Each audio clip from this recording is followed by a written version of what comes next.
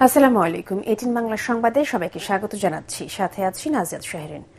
Bank ও জ্বালানির মতো গুরুত্বপূর্ণ খাতে মাফিয়াতন্ত্র সুপ্ত অবস্থায় রয়েছে। এটি যেন আর ফিরে না আসে সেজন্য সরকারকে পদক্ষেপ নেওয়ার আহ্বান জানিয়েছেন সেন্টার ফর পলিসি ডায়ালগের নির্বাহী পরিচালক ফাহমিদা খাতুন। রাজধানীর বনানীতে পলিসি রিসার্চ ইনস্টিটিউটের ক্ষুদ্র অর্থনীতি বিশ্লেষণ বিষয়ক প্রাক বাজেট আলোচনায় তিনি একথা বলেন। বাজেট নিয়ে ফাহমিদা খাতুন বলেন, গত 10 বছর ধরে এনবিআর তাদের লক্ষ্য পূরণে ব্যর্থ হচ্ছে। তাই সংস্কার ছাড়া আগামী বাজেট বাস্তবায়ন সরকারের জন্য কঠিন হবে বলে জানান তিনি। এছাড়া উন্নয়ন ব্যয়ের চেয়ে পরিচালনা ব্যয় উদ্যোগ বাড়াচ্ছে বলেও মন্তব্য করেন সিপিডি নির্বাহী পরিচালক। এমনভাবে যে একটা গোষ্ঠী গড়ে উঠেছে যারা কিনা more powerful than the state, banking খাত, জ্বালানি বিদ্যুৎ খাত, অবকাঠামোগত খাত, এইখানে যে একটা আধিপত্য বিস্তার হয়েছে এবং সত্যিকার অর্থে ক্রনি ক্যাপিটালিজমের একটা বাস্তব চিত্র আমরা দেখতে পেয়েছি, in connivance with the system. তো ওইটা যাতে আবার চেপে বসতে না পারে, কিংবা ওইটা এখনো যদি চেপে থাকে একটু সুপ্ত অবস্থায় আছে, সেটাকে কিভাবে আমরা সরাতে পারবো, সেটাই হবে কিন্তু সরকারের চ্যালেঞ্জ। শিশু রামিসা হত্যা মামলার তদন্ত প্রতিবেদন 1 সপ্তাহের মধ্যে দিতে পুলিশকে নির্দেশ দিয়েছেন আইনমন্ত্রী মোহাম্মদ আসাদুজ্জামান। এই ঘটনার দৃষ্টান্তমূলক বিচার করা হবে বলে জানান তিনি। আইনমন্ত্রী বলেন, সঠিকভাবে দ্রুত বিচার সম্পন্ন করতে পারলে রামিসার বাবা সহ বিচার বিভাগ নিয়ে মানুষের অনাস্থা দূর হবে। সচিবালয়ে সাংবাদিকদের তিনি এসব কথা বলেন। রাজধানীর মিরপুরে পপুলার মডেল হাই স্কুলের মেধাবী শিশু শিক্ষার্থী রামিসা আক্তারের মৃত্যুর ঘটনায় জড়িতদের দৃষ্টান্তমূলক শাস্তি দাবিতে বিক্ষোভ মিছিল ও সমাবেশ অনুষ্ঠিত হয়েছে। সকালে বিভিন্ন শিক্ষা প্রতিষ্ঠানের শিক্ষক, শিক্ষার্থী ও অভিভাবকরা এই কর্মসূচিতে অংশ নেন।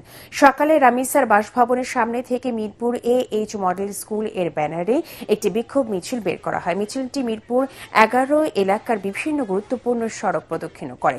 মিছিলে অংশ নেওয়া কোমল শিশু শিক্ষার্থীদের হাতে উই ওয়ান্ট জাস্টিস ও জাস্টিস ফর রামিসা সম্বলিত বিভিন্ন প্ল্যাকার্ড দেখা যায়। তারা এই অনাকাঙ্ক্ষিত ঘটনার সুষ্ঠু ও দ্রুত বিচার দাবি করেন। মানববন্ধনে অংশ নেওয়া অভিভাবকরা স্থানীয় এলাকার সার্বিক নিরাপত্তা ব্যবস্থা নিয়ে শঙ্কা প্রকাশ করেন।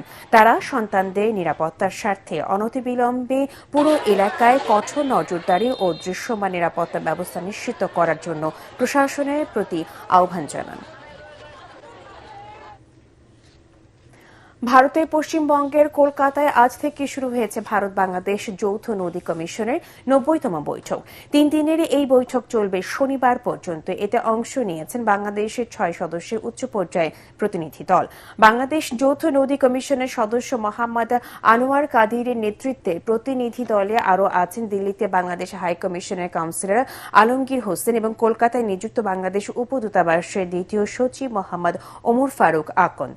ভারতের পক্ষ থেকে বৈঠকে নেতৃত্ব দেওয়ার কথা রয়েছে দেশটির কেন্দ্রীয় পানি সম্পদ মন্ত্রণালয়ের যুগ্ম সচিব এবং পশ্চিমবঙ্গ সরকারের সেচ দপ্তরের প্রধান প্রকৌশলী। বৈঠকে আলোচনার মূল আলোচ্য বিষয় গঙ্গার পানি বন্টন চুক্তির পুনর্বায়ন।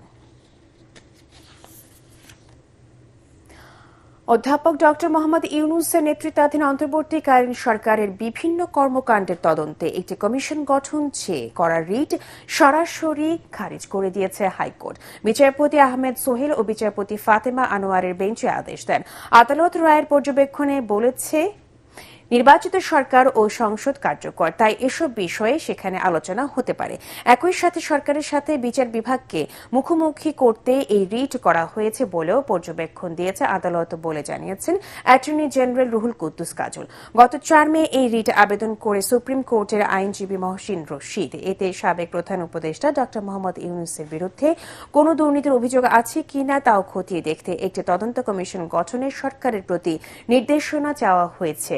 রিট আবেদনে অন্তর্বর্তী সরকারের মেয়াদে নেওয়া বিভিন্ন সিদ্ধান্ত, প্রণীত আইন সংস্কার কমিশন গঠন এবং দেশীয় ও আন্তর্জাতিক চুক্তির বৈধতা নিয়েও প্রশ্ন তোলা হয়। হাইকোর্টের রিট খারিজের আদেশের বিরুদ্ধে আপিল করার কথা জানিয়েছেন রিটকারী আইনজীবী মহসিন রশিদ। পরবর্তী সংবাদ দেখার আমন্ত্রণ জানিয়ে এখনকার মতো শেষ করছি। এটিএন বাংলার সংবাদ ইউটিউবে দেখতে ব্রাউজ করুন youtube/এটিএন বাংলা নিউজ। ধন্যবাদ সবাইকে।